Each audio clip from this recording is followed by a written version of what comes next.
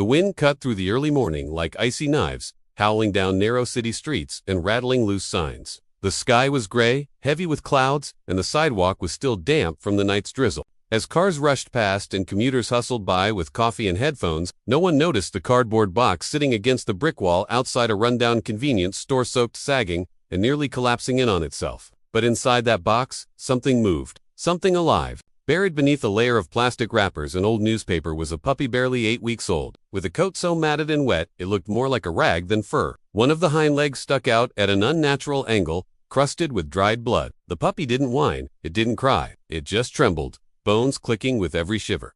Abandoned, forgotten, left to freeze. At 7:42 a.m., 12-year-old Malik stepped off the bus just a block away. Backpack bouncing on his shoulders, shoelaces flapping as he jogged toward school. He liked to take the alley shortcut. That's when he heard it. Not a bark, just a strange, wet snuffling sound, like someone breathing through pain. He stopped, eyes scanning the alley. His gaze landed on the cardboard box. Malik dropped his bag and stepped closer.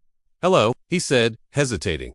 He bent down and peeled back the newspaper. His heart jumped. The puppy blinked up at him with eyes half closed and glassy. The moment their eyes met, something shifted inside the boy, an instinct older than logic, stronger than fear. "You're hurt," Malik whispered. Robati didn't run. He didn't scream for help. He took off his hoodie and gently wrapped the puppy in it, careful not to touch the injured leg. The animal didn't resist it, just laid its head against his chest. Malik didn't go to school that day. He didn't even think about it. Instead, he ran 4 blocks to his grandma's house, where he knew someone would listen. She opened the door, startled to see him breathless, soaked, and holding something in his arms.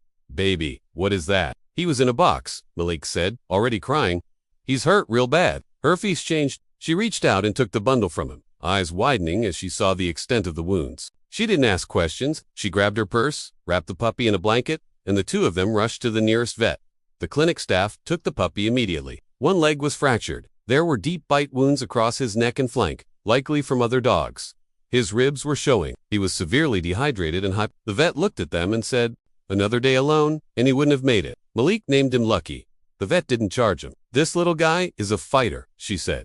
"But it's going to be a long road." Malik didn't care how long it took. He was ready. The story began to spread first in the vet's office, then on a neighborhood Facebook group, and soon in the local newspaper. Boy saves dying puppy on way to school. People were moved, not just by the rescue, but by the sheer determination of a child who didn't think twice. Malik visited Lucky every day after school, even when Lucky couldn't move. When he was hooked up to wires and wrapped in gauze, the puppy's tail would thump the moment Malik walked in. Slowly, Lucky began to heal. The wounds closed. The fur began to grow back. The fractured leg was set in a cast. And eventually, Lucky began to limp walk again, always toward Malik. The vet said, "It's like he remembers who saved him." Malik and his grandma couldn't afford fancy things, but they scraped together enough to build Lucky a small ramp and a padded crate in their living room. On the day Lucky was discharged, the staff clapped as Malik carried him out in his arms. Luck licked his face, non-stop, whimpering with joy. The two were inseparable. They walked together, slept together, even did homework side by side. Lucky still bore scars. His leg had a permanent limp, and he startled easily, but with Malik, he felt safe, seen, loved, and Malik. He grew to kinder, braver, more certain of who he wanted to be. "I think I want to help animals when I grow up," he told his teacher. 1 year later, Malik stood in front of his school auditorium, holding a certificate. The local shelter had made him an honorary youth ambassador. He smiled as he told Lucky's story to the crowd. Lucky, now healthy and wearing a little bow tie, barked once and sat proudly beside him. The applause was thunderous. Today, Malik and Lucky are a team. They volunteer at shelters on weekends. They hand out blankets and dog food to strays in the neighborhood. People stop them in the street to say thank you, all because one boy didn't walk past that box.